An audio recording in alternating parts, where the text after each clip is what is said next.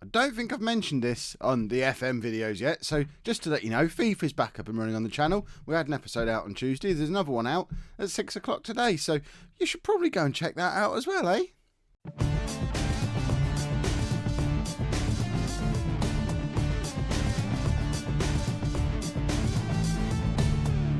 Hello and welcome to Season 1, Part 4 of Non-League to Legend. I'm Kev, and coming up on today's episode, we're away against Kidderminster. Kidderminster. That's a place. Kidderminster. In the league, and then we're at home against S01 in the FA Trophy. I did try and get all the way through to the Boston doubleheader, but that was an awful lot of games, and apparently I had to make a video where there wouldn't be one out today, so you know, you've got this one, and then we'll have Boston tomorrow probably, a Friday Boston doubleheader. What more could you possibly want? Since you were last with me, form has been mixed, and I think it's because of the disappointment of the FA Cup. You'll all remember the incredibly disappointing throwing away a 2-goal lead against Gainsborough in the last episode. We had the replay straight after, and we threw away a 2-goal lead again. We were 2-0 up after 36 minutes, Jarman and Johnson both scoring.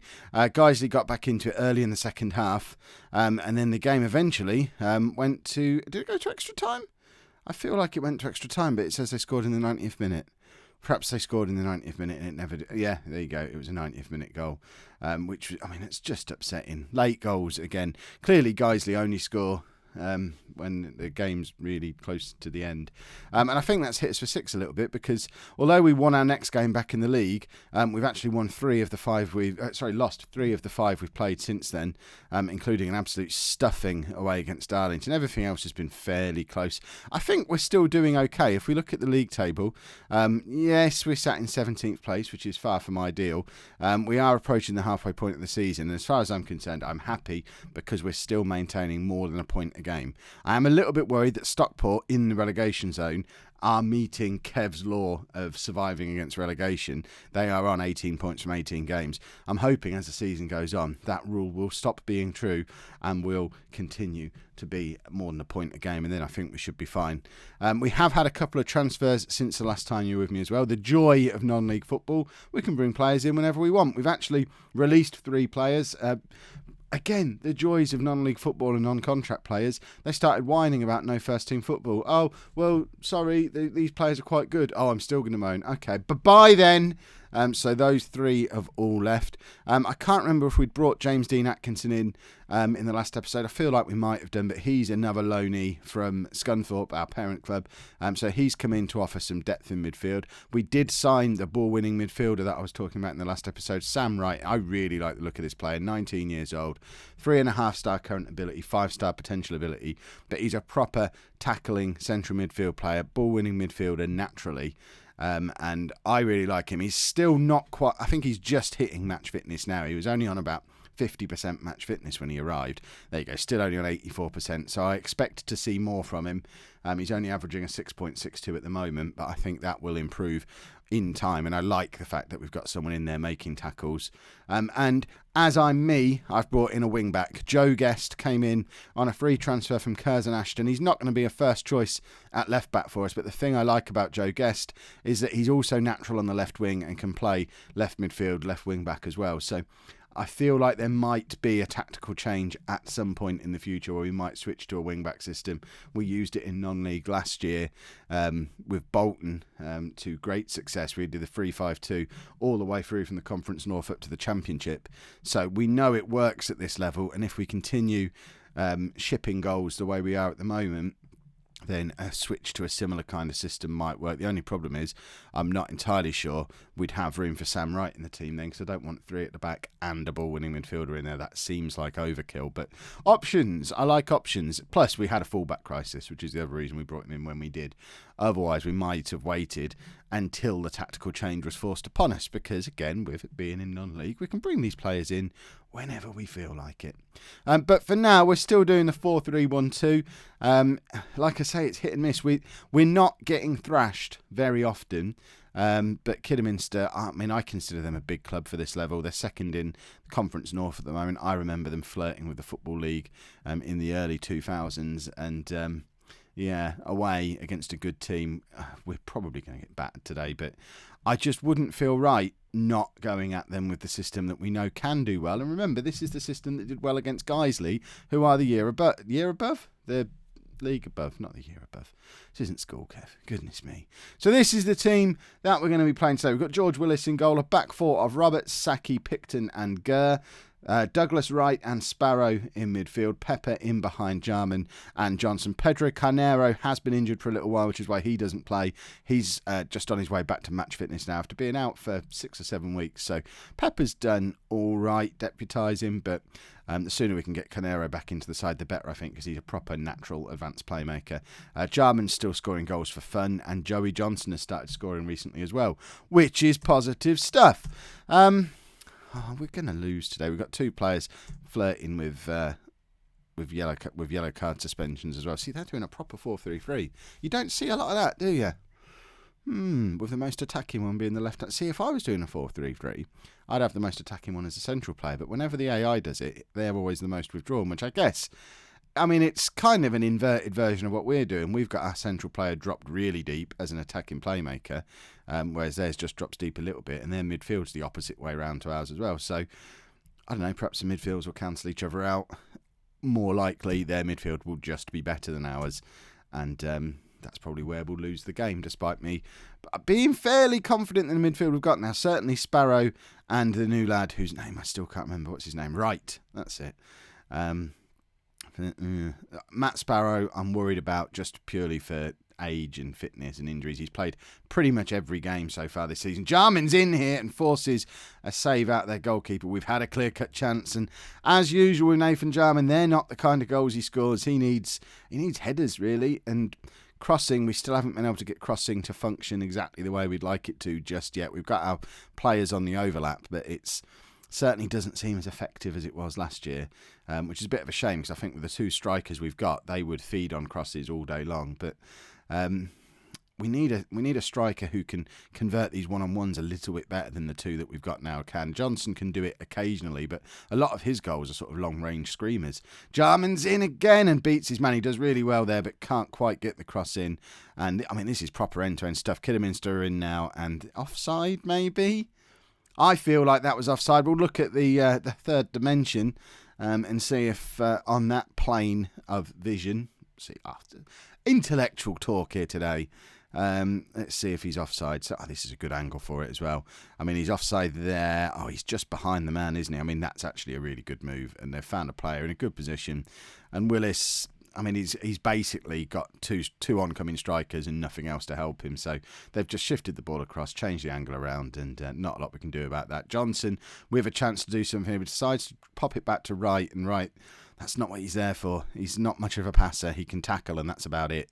And perhaps we don't have room for that in the team. Perhaps we need to drop him or drop a player back to be a third centre-back if we're going to have him there just to defend, because when he gets in those kind of positions, he can be a little bit wasteful with the ball, whereas when Sparrow was playing there, he's obviously got that little bit of attacking spark about him as well, but I didn't want to waste him being a ball winner. Decisions. Right, Pepper does find Sparrow now. Sparrow to Johnson. I don't think Jarman ever had the ball there. I think that was just a really firm back pass. That was a bit weird. I think it's gone down as a clear-cut chance, though, so I guess he must have. And Jarman's got himself in a good position again. His movement's been really good today, but unfortunately he's not doing a lot with it once he gets himself into positions. And although it's been end-to-end, the better chances are definitely falling to Kidderminster so far. I mean, there's been 2 clear-cut chances each inside the first 20 minutes, and that'll be their third and their second goal. This one I'm less forgiving about. The cross comes in. I think Willis should do a little bit better there. It's straight at him. And, yeah, you just stand there and let it hit you, fella. Goodness me, they're going to come in again now. I mean, I said there's a good chance we were going to get thrashed today. As it stands, they're now 3-0 up and top of the league. So I guess it's putting our football cliche hat on, and now we're battling against relegation, blah, blah, blah, blah, blah. This isn't a game we were ever supposed to win. We weren't banking on getting points from this game to save us from relegation. So it's not disastrous. What will be disastrous is if they absolutely thump us when we've already been soundly beaten by Darlington recently, and they're only a mid-table team. confidence and all that. As you can see, morale is on its way down from where it was last time you were with me when it was mostly sort of good morale. We've now got a big batch of OKs and the defenders are dropping down to fairly poor now. And anyone who's played Football Manager 17 this year will know just how harsh the morale system is. I mean, it was bad last year, but this year, if you saw my Liverpool beta save, you'll have seen as soon as the players lose their heads, it's hard to get them back. The one plus point I guess we've got at this level is because a lot of the players are on non-contract, we could just bin them off and bring in new ones. Jarman's just made it 3-1. His 100th league goal of his career, his 17th of the season, which is by far and away the more important stat for us. And encouragingly, that's Jarman through on goal, 1-on-1, and he actually produces a finish this time. It was the more difficult shot to take as well, actually. He's opted to go near post. You know, we'll be coaching him to go far post in those situations, but, you know, using his experience, saying, look, I can finish, here you go, we'll do it near post as well. Well, if you'd have missed, we'd have been having words. Right, Samurai, another fairly disappointing performance, but it gives us a chance to bring Canero on, and we'll just drop Pepper back into that position where he was playing earlier in the year. And I think we're going to bring Elliot Chamberlain on for Joey Johnson as well, and just hope that with a little bit of change to attacking personnel, I mean, it's not completely unrealistic for us to get back into the game at this point, although if they score here, it's now completely unrealistic. See, why did I even start that sentence when they had the ball? It's just silly. And they've done exactly the same thing again. Look at that. They've got 2 players over. We've only got 1 player covering. This is where we get that very strong argument for going to 3 at the back, because we might have had a defender in there then. They've just, I guess it's because they're playing with a proper front 3. In hindsight, this was probably the game to make the change, because they're overloading us with their front 3 every time they come forward. And, tactically battered. I hate it when this happens. Right, shall we show you Joe Guest? Why not? Let's have a look at Joe Guest. He can come on for Roberts. He's only got 7 minutes and he's playing at left back. He's not going to do much to impress you in that time, presumably. But you may as well have a little look. You know, he's a new boy. You can say you've seen him play then. If he turns out to not be any good, it might be the only time you see him play.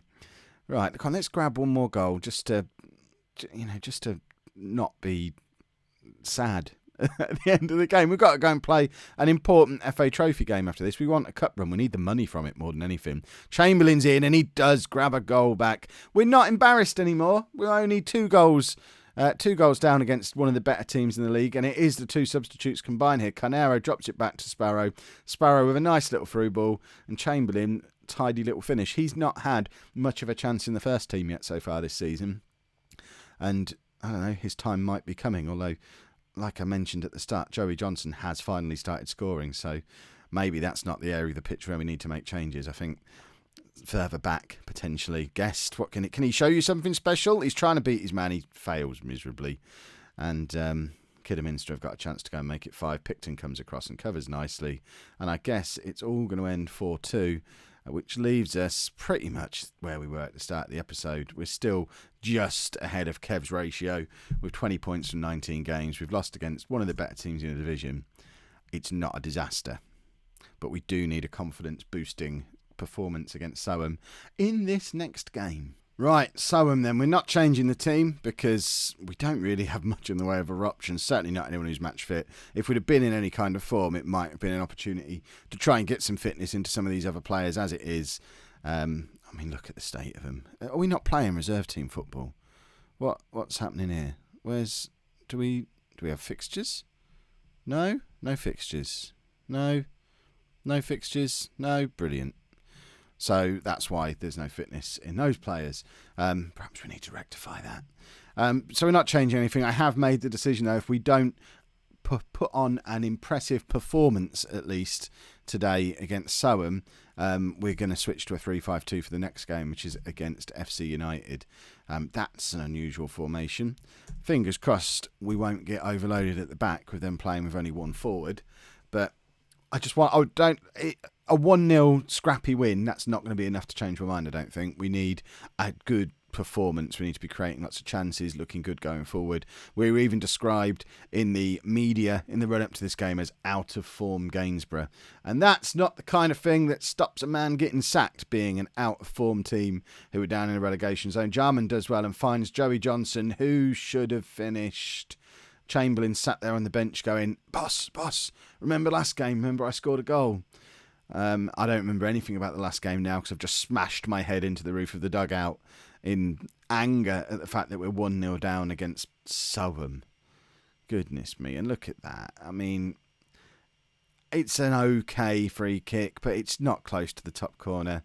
Willis should have done better, but stuff like that shouldn't matter. When we're playing against teams like this, we shouldn't be worrying about, oh, well, they scored a direct free kick. These things happen. At least we're already 3-0 up. As it is, we're not, and we've not created a clear-cut chance. We've not even had a shot on target. This is what I'm talking about needing a good performance.